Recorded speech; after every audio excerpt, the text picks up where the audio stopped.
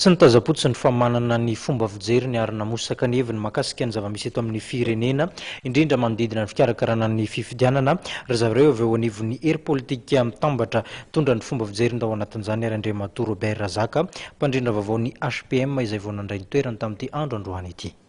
Io tena marina io satria tsika tanàn-dehibe mety mahay manoratra mahay mamaky ny sarin'ny olo reo kandidata nantroa reo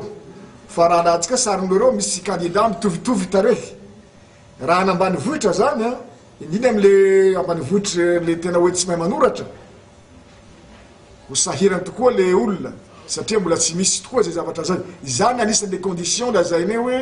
tokony asa tanifaniza zay any senity ve zay sa any misy intérieur ve zay sa ny signataire na feuille de route ve zay sa ny candidat soloteny candidat asa tokony atao zany vita malaky moa tant mieux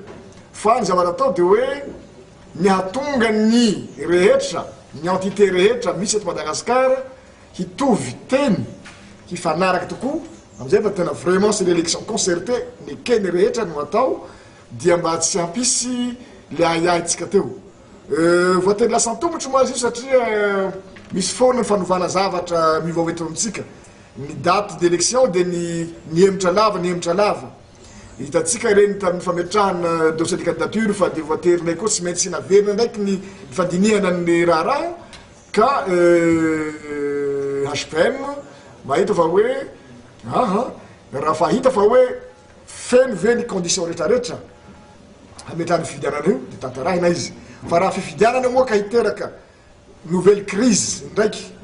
ataoko fa tsika rehetrarehetra tsy ho d'accord an'izay tsy arikan'izay daholo fa mba fahareraka ny olona tanatin'ny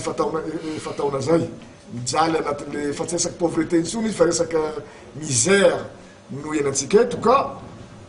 HPM lazareo aiza ho aiza mivory tsy mitsahatra mivory ny HPM manatony any tompona andraikitra rehetrarehetra zay tokony atonona miresaka amin'ny gazety mampita ny hafatra mba hijerena miaraka ny fomba anatantarana fifidianana zao.